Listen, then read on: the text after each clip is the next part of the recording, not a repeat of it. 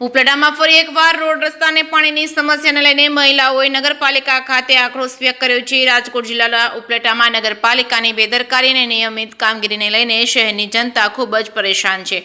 આવા બનાવો દરેક વોર્ડમાં કાયમ બને અને હજારો વાર દરેક વિસ્તારના લોકો દ્વારા રજૂઆત કરવામાં આવે, પણ ઉપલેટા નગરપાલિકા જાણે પોતાની ઘરની મિલકત હોય તેમ વર્તી કોઈ પણ નાગરિકને જવાબ આપતી નથી। જવાબદાર અધિકારીઓ કોઈ વ્યક્તિનો ફોન ઉપાડતા નથી। હાલ ચોમાસાની ઋતુ શરૂ હોય અનેક જગ્યાએ અનેક વિસ્તારોમાં રોડ રસ્તા અને પાણીની સમસ્યાને લઈને લોકો ખૂબ જ પરેશાની ભોગવી રહ્યા છે। ત્યારે ફરી એકવાર ઉપલેટા શહેરમાં વોર્ડ નંબર 4 ના રહીશો દ્વારા પીવાના પાણી અને રોડ રસ્તાને લઈને ઉપલેટા નગરપાલિકા ખાતે મહિલાઓ સહિત હલ્લાબોલ કરી આક્રોશ ઠાલવ્યો હતો। જવાબદાર તંત્રને તાત્કાલિક ધોરણે તમામ સમસ્યાનો હલ કરવા રજૂઆતો કરી છે। જે સિંગુદર સાથે અર્શી આહિર, ઉપલેટા। હાલો, મારું નામ ઉષા બારિયા છે। હું અશોક વાટિકા સોસાયટી વોર્ડ નંબર 7 માં રહું છું।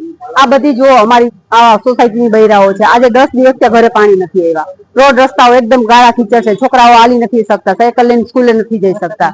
તો અમે અહીંયા આવ્યા છીએ કે આજે એકમત થાય અમને જવાબ આપે। કોઈ જવાબ આપતું નતું। ફોન કરીએ તો કોઈ ફોન ઉપાડે નહીં।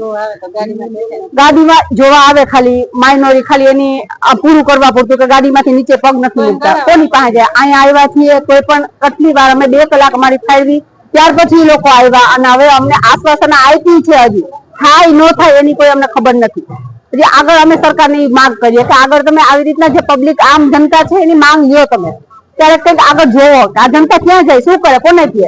આજે જો આજ પ્રમુખના હોદ્દે બેસી ગયા તો એનો હક છે, અધિકાર છે, અમારું ધ્યાન રાખી શકે। એનો મતલબ એ નથી કે એ લોકો અમારી ઉપર ધ્યાન ન દે।